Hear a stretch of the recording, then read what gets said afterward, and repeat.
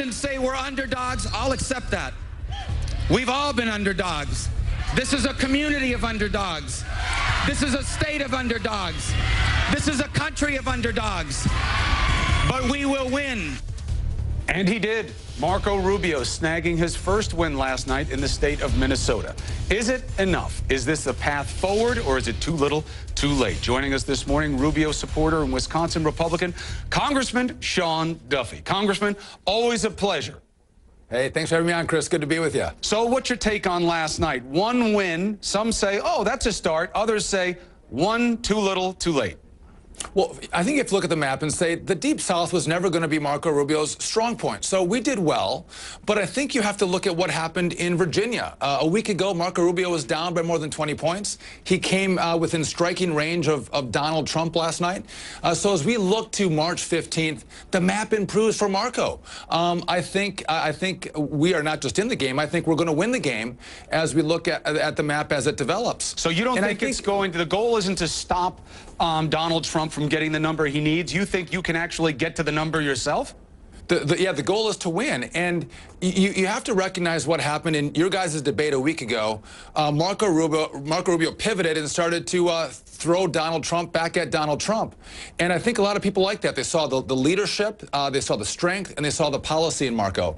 But what we had in these states is a lot of early voting. So a lot of people had already voted before they saw Marco pivot, and I think they took a second look at him. All right, so here, moving forward. Oh, go ahead. Make your point, please, Congressman. No, but I think what America sees is Donald Trump is a manure spreader. He's throwing what manure spreaders throw all over the map at every candidate, and Marco's throwing a little bit of that back at him, and I think people like it in conjunction with the policy. Manure spreader. That's a good one, right, Congressman. That's a good one. That's a very gentle term you're using there. Let's look at numbers that support and work against your case. Minnesota last night, okay? Now, let's start with Florida. Here's the Florida poll that we have from a week or so ago. This is the concern. If Marco Rubio does not win in Florida, do you believe there is still a path forward for him? Listen, Chris, make no mistake, Marco is going to win in Florida. He knows how to win in Florida. He's been an underdog in Florida, and those polls are old. Yes. I think, make no mistake, Marco will win his home state.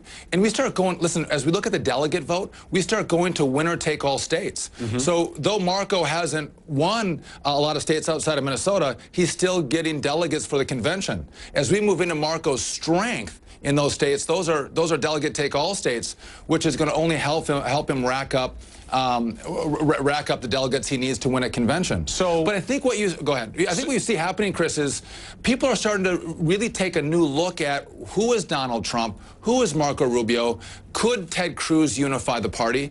And that second look at Marco, I think, has really benefited him in the last week. But again, you didn't get to see those votes turn out fully because of early voting. Minnesota, let's look at the numbers there last night, because this is what you want Florida to look like in the future when we get them up there. It's the only place where Trump finished third, by the way, and Rubio wound up finishing first. This is the theory of the case. This is what supporters of Rubio believe the pie should look like if the old GOP were motivated to come out, if you had the normal breakdown. But you don't.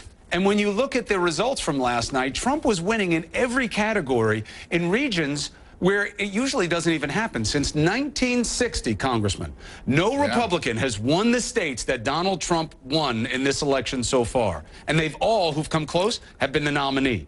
Tough history. Well, it is a tough history, but as you've noted, this is not a historic election year. People are angry at Washington. They're angry at Barack Obama. We haven't seen 3% growth in 10 years. So people aren't making more money. They're not having more opportunity. They're concerned about what's happening in the Middle East, and they want someone to fix it.